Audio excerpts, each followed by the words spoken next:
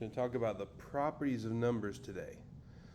Now, the real key, well, there's two keys to this lesson. One is pattern recognition. So I'm going to try to help you see what the pattern is or what the key is to each of these properties. But truthfully, the second one is just memory. Because frankly, you might be able to recognize these patterns perfectly as I explain them. But if you don't commit to memory what pattern goes with what name, then it's not going to be very helpful to you. So being able to see the pattern, then memorizing which name goes with that pattern is the real important thing here. So we'll start at the top, the reflexive property. The reflexive property honestly seems a little bit dumb to plenty of people, and by dumb I mean it's obvious. Because it says, you ready for this? Something equals itself. I know, it's shocking. Shocking that it would bother even making a property that says this. So this can be something as basic as just saying 5 times 5. Or 4 plus 7 equals 4 plus 7. Or x plus 4 equals x plus 4.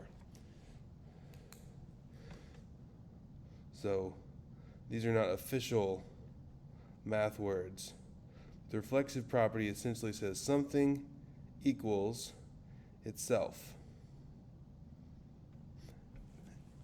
And if you're watching this to review, I'm sure you're not writing this down, but if you're watching this to catch up on a lesson you missed, if writing this down is helpful to you, that's fine. It's not required that you write it down on this paper, but certainly do so if you want to.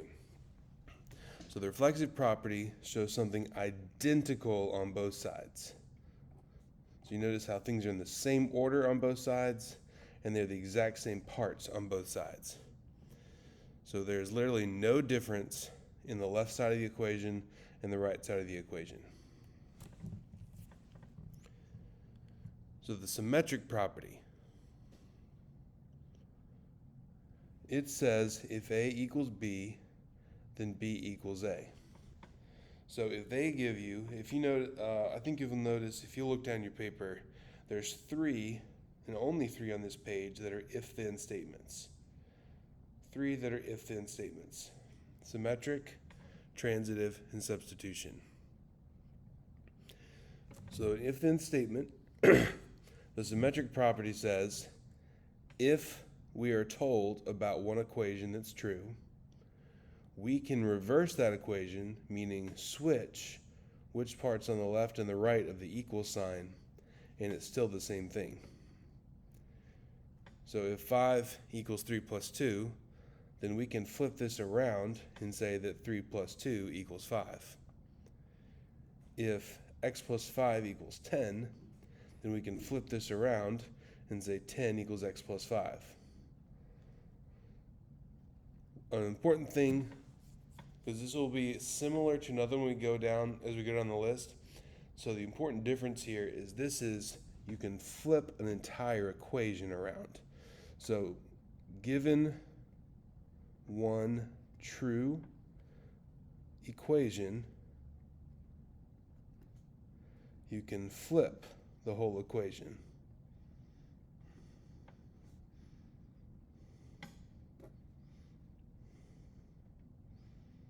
Sorry, I ran out of room there. That's equation. So given one true equation, like A equals B, or 5 equals 3 plus 2, then you can flip the whole equation. You're switching what's on the left side of the equal sign with what's on the right side of the equal sign.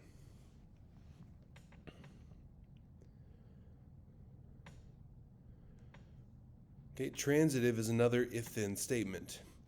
The way I tell people to remember this one is this is the only one on the whole page that has 1, 2, 3 equal signs.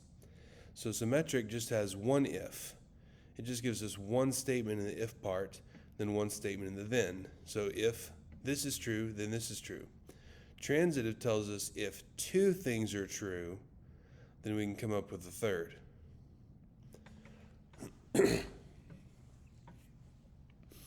So they say if A equals B, and second statement, B also equals C, then we can connect these 2 things and say that A equals C, which hopefully makes sense logically, because if both A and C are the same as B, they must be the same as each other. So a couple examples over here. If A equals 10, sorry for my typo there, should say and 10 equals B, then A equals B. Because we know A is 10 and we know B is 10, then that must mean A and B are the same. So if X is equal to Y and Y is equal to Z, then it's almost like we're just saying, well, then just cut the middleman. Then X is equal to 6C. Because if both of them are equal to Y, then they must be equal to each other. So I don't know if this is a great example or not, but one I used with someone just to use this in more common language instead of using just math terms. In soccer, if you make 3 goals in a game, like you as an individual, if an individual player makes 3 goals in a game, it's called a hat trick. So I'm just going to abbreviate here, but we're saying, okay, if 3 goals equals a hat trick, and if you would call a hat trick a good game, well then obviously scoring 3 goals means you played a good game. So if 3 goals is a hat trick, here's the if statements, here's the then. If 3 goals is called a hat trick, and if people call a hat trick a good game, then 3 goals is a good game.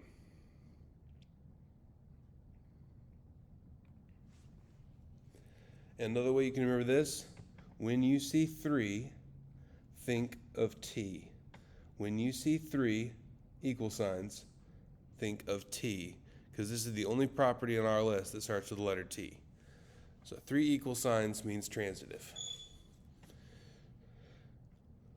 Okay, this is more so a property we will just use, more so than it is one you have to recognize. And we've been doing this all along. Like if you look at the back of this page, this is really an example of when we use the substitution property. Because they're telling us x is equal to -2 and y is equal to 3. So that means if we're told to evaluate this, we can just substitute -2 in for the x, and we can substitute 3 in for the y. And I'll solve that once we get to the back page, but that's all this property is saying is if you're told that a variable is equal to a number, then you can replace or substitute that number in for the variable.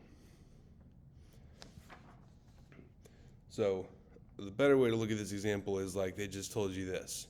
If A equals 12, then what would 4A be equal to? Well, you would be allowed, since we're told A is equal to 12, to replace the A with 12 and then just say, oh, so 4A is the same thing as 4 times 12, which is equal to 48. Again, I would worry less about memorizing that one as far as recognizing it, and just understand that we use that property regularly for problems like I showed you on the back.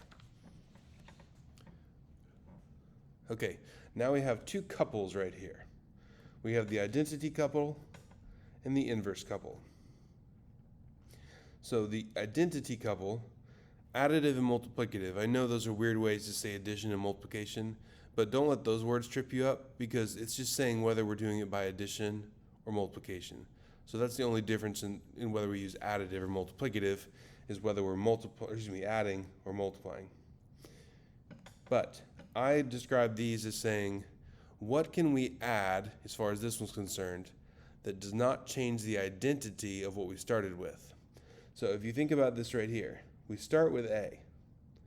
Well, if I add 0 to it, it doesn't change anything. It's still A. If I start with a 5, if I add 0, I don't change the identity of the number at all. The result is still 5. So make sure you don't confuse this with reflexive, because it's not that the 2 sides are identical in the way they look, because this has a +0 on the left. It does not have a +0 on the right. But it is identical in the sense that even though we do an operation, in this case adding 0, what we started with is identical to what we ended with. So as far as addition, it's adding 0 that changes nothing. For multiplication, it's multiplying by 1 that changes nothing. And the reason I've got it listed as 2 things here, just making sure you remember, it doesn't matter what order you do it in. You can say A plus 0 or 0 plus A. either way, it doesn't change the A. Doesn't matter if zero's on the front end or the back end. Same with multiplication. You can multiply by 1 on the front, right here, or the back, right here. Either way, it doesn't change it. It's just equal to A. So just like adding 0 to 5 didn't change it, multiplying it by 1 also didn't change it. So identity is, how can we change nothing? Or I'll just say it changes nothing. Which makes it seem like a very productive thing, right?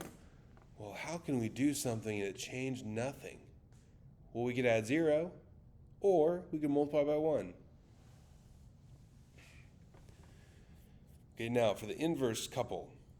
Again, the additive and multiplicative words, that's just saying whether we're adding or multiplying. So inverse, the word inverse, not even just in math, but in general, inverse means like the opposite. So with addition, the opposite means the opposite sign. So this is more of a how to undo, or how to undo, I was going to say it, how to get rid of a number. So if I start with a 3, the way I can get rid of it is by adding -3. So all I do is flip the sign, and the result is 0. So it just wipes out the 3 we started with. And you can also start with a negative number. So it might say -7. Well, how can we wipe that out? Well, we can add 7, go back to 0.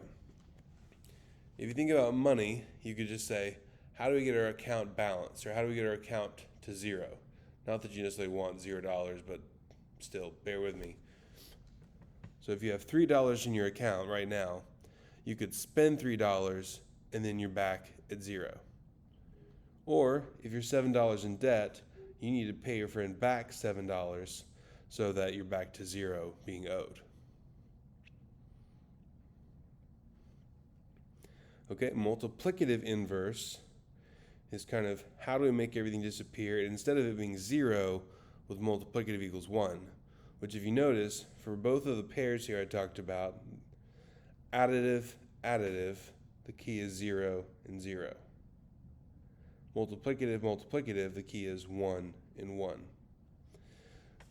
So with additive, the opposite or the inverse is the opposite sign. For multiplicative, the inverse is the reciprocal, which means you flip the fraction upside down. So like if you had 4 over 7, you just flip it upside down and get 7 over 4. Because then you could cancel out a 7, cancel out a 4, and everything's just equal to 1. Or you could go ahead and just multiply it. 4 times 7 is 28. 7 times 4 is 28. 28 divided by 28 is 1.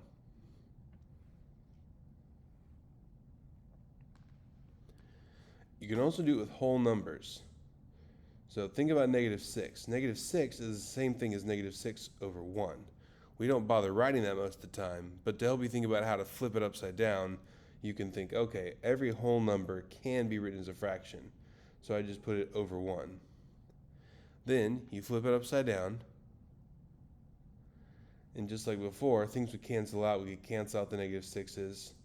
And it doesn't matter when you flip it over if you put the negative on top or bottom. That doesn't change the answer. But you do keep the sign. So notice with this, the sign's the same with whatever we start with and end with. So this was a positive to start with, so its inverse is still positive. This is a negative to start with, its inverse is still negative. Because for multiplication, the point is not changing the sign, it's changing whether you're in the numerator, the top of the fraction, or the denominator, the bottom of the fraction. Okay, this one is very easy. Multiplicative property of 0. It turns out if you multiply anything by 0, the result is 0. Yeah. You multiply anything by 0, the result is 0. So they made a whole name for this, multiplicative property of 0. 0 has the power, when you multiply it by something, to turn it to 0. Okay, commutative. Commutative, the reason they use this word, you may have heard your parents talk about their commute to work. Commute just means traveling from one place to another. Usually we use it to describe a regular pattern of where we go from one place to another, which is why we talk about work. Or you could say your commute to school. We don't often use that way, but it's not wrong to use the word that way. So I describe it as, in the morning, you go from home to school. In the afternoon, you go from school to home. And most of the time, you use the exact same roads and the exact same route. You just do it in reverse. You just do it in the opposite order. So this is saying that if you're told an expression, meaning just the left side, you can reverse those, and it's the same thing on this side. So this is saying just take one side of an equation, and you're allowed to flip it around, and it's still the same thing. You can take one side of an equation, flip it around, and it's still the same thing. So I mentioned earlier that the symmetric property had another one that's similar to it. Symmetric and commutative are very similar to each other. So this is why I emphasize when I talk about symmetric, given one true equation, so you start with a whole equation, you're allowed to flip the whole equation around. So that's what they have, A equals B, then B equals A. So this one, symmetric, flips the entire equation around. Commutative just switches one side of the equation around. So commutative has only one equation in its examples. So you look at every example here, that is one equation. One equation. One equation. One equation. Whereas symmetric has two equations. Because it's saying start with an equation, flip the whole equation around, and it's the same thing. Whereas commutative is saying start with one side of an equation. And you can flip it around, change its order, and they'll be equal to each other to be a true statement. So while symmetric is saying you can flip a whole equation, commutative is more saying you can reorder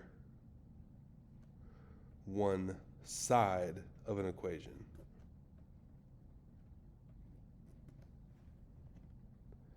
So make sure you remember, commutative is just talking about changing the order of one side of an equation. Symmetric is about flipping the entire equation. So symmetric has two equations. Commutative has one equation. Okay, last one, associative property. Associate means you group together. If you associate with people, that means you group up or friend up with them. So you just need to remember that parentheses are a way to group things. So this is saying that with addition and multiplication, if you change how you group things, like here they grouped A and B together, here they grouped B and C together, here they grouped A and B together, here they grouped B and C together. When you're dealing with just addition or just multiplication, you can change how you group things or associate them, and it doesn't make a difference. And honestly, if you look, these are the only ones that have parentheses in the whole thing. Now, I know there's a parenthesis here, but that's really just a way to make sure you see the negative sign. Like there's no operation happening inside those parentheses. So this has parentheses on both sides, and there's an operation, addition or multiplication, happening inside them. So if you can just remember associative property is all about parentheses, then that will be the key for you. Let's flip to the back. We will do 1 through 5 at the end of the video, but I want to go ahead and talk about the properties here. So let's jump to number 6. I do have a typo right here, sorry, that should be 5x equals 5. So it says name the value of x. So let's do that first. All of these should be easy to just look at and tell. So if 5x equals 5, then obviously x must equal 1. because if I multiply 5 times 1, then it changes nothing. So my first requirement is to find the value of x, which is 1. Then it says name the property used. Some of you may be able to look at it just with this much info and figure out, oh, yeah, I see the pattern there. But if you don't, I recommend you just rewrite the equation, but replace the x with the number you found it to equal. So this says 5 times 1 equals 5. So it's showing that if we multiply by 1, it changes nothing. What we started with, 5, is identical to what we ended with. So this is identity, and we're multiplying, so it'd be the multiplicative identity.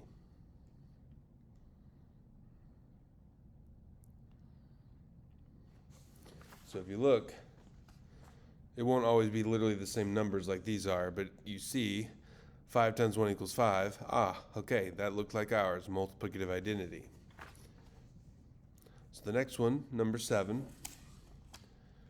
you gotta ask yourself, what plus 0 equals 7? Well, that would be 7, so x equals 7.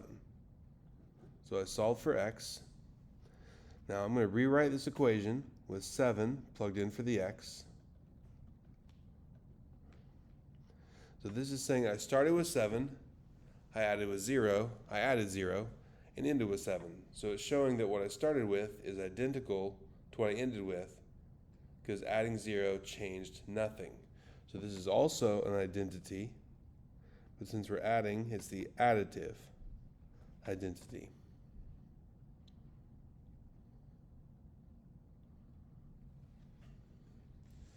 Okay, number 8, blank plus 2/3 equals 4 plus 2/3.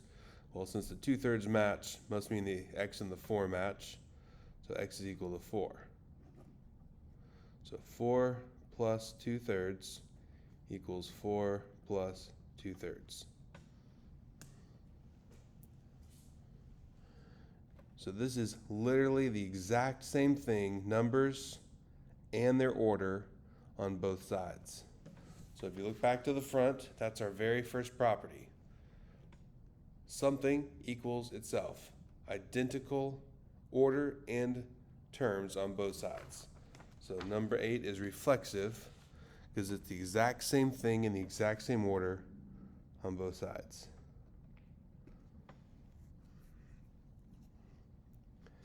Okay, this one is the trickiest of the bunch. Don't let the trickiness of this one make you worry, because it's very rare you're going to see one like this.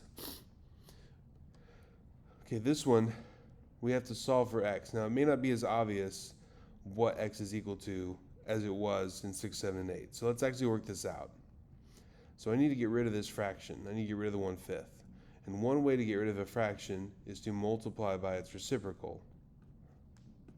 So I multiply both sides by 5/1.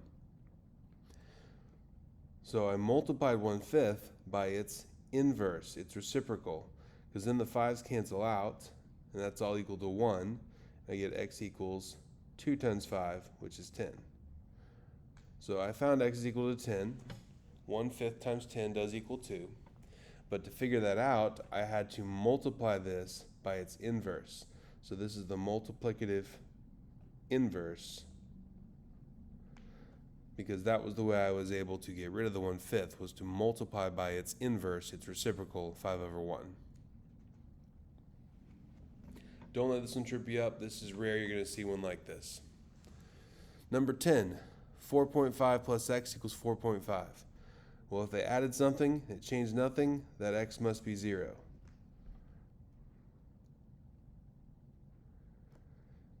And the thing that says if you start with a number, add 0, it changes nothing, that's the identity, and we're adding, so it's the additive identity. So if you add 0 or multiply by 1, it changes nothing. What you start with is identical to what you end with, so it's the identity. In fact, let's go and do 12, because it's the same. 9 equals 9 plus x, so the only way that's true is if x is equal to 0. So again, it's showing that if you add 0, it changes nothing, so this is the additive identity.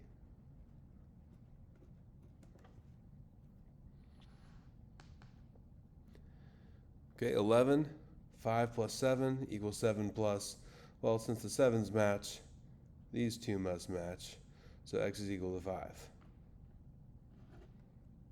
So 5 plus 7 equals 7 plus 5.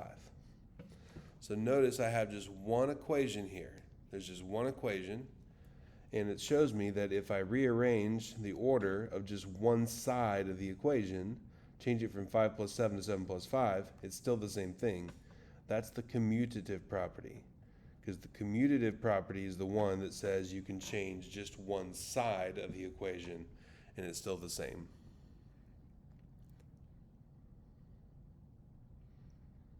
Okay, let's jump up to 1 through 5. Like I said, this is where you're just applying the substitution.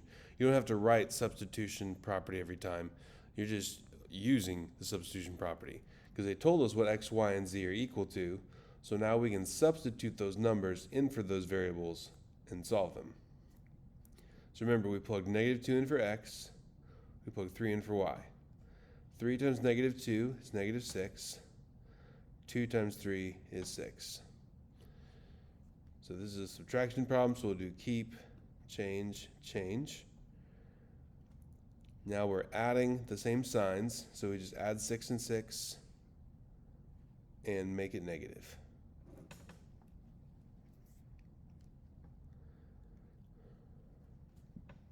Number 2, same process. We'll plug -2 in for x, plug 3 in for y, plug 5 in for z.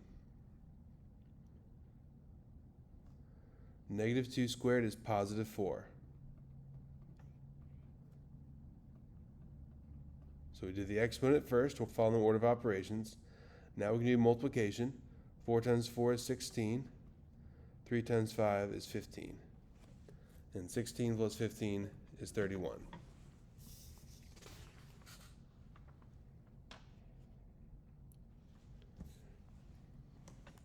Okay, number 3. 3 times 3, because y is equal to 3, so I put 3 in there. X is equal to -2. And z is equal to 5. So following the order of operations, I will deal with the exponent first. 5 squared is 25. Now I'll do my multiplying. 3 times 3 is 9. And I'm going to go ahead and remember that minus a negative is the same thing as plus a positive. So +2 plus 25. 9 plus 2 is 11. 11 plus 25 is 36. So you've done this even before you learn the name substitution property. This is just showing how we use the substitution property. Number 4, we plug in -2 for x both times. Plug in 3 for y. Okay, we'll do the exponent first. -2 squared is +4, because remember, squared means times itself. -2 times -2 is +4.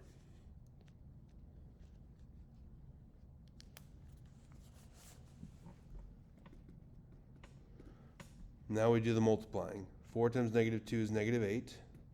2 times 4 is 8. 3 times 3 is 9. Okay, you can do keep, change, change, but I'm going to run out of room. So -8 minus 8 turns out to be -16. And -16 plus 9 is equal to -7. Because remember, when you're adding different signs, you subtract. 16 minus 9 is 7.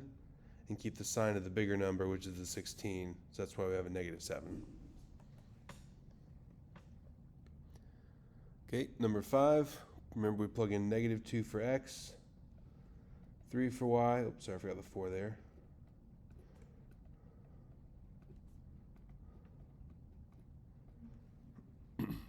Okay, so -2 went in for the x's, 3 went in for the y's. Order of operations says we'll do the multiplication first from left to right. So 8 times -2 is -16. 4 times 3 is 12. Minus 2 times -2 is -4. And then 3 times 3 is 9. Now we just have addition and subtraction, but we do need to do it from left to right. In other words, focus on this first. Negative 16 plus 12. We're adding numbers of different signs. So when that happens, we subtract 16 minus 12. And we keep the sign of the bigger number, which is 16, so it's negative 4.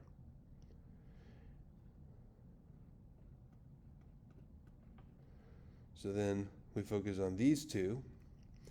We do keep, change, change. So negative 4 plus 4 is 0. And 0 minus 9 is negative 9. All right, I know that was a really long lesson. I encourage you, if you need to rewatch this, to focus on the properties and how we see the patterns each of them hold.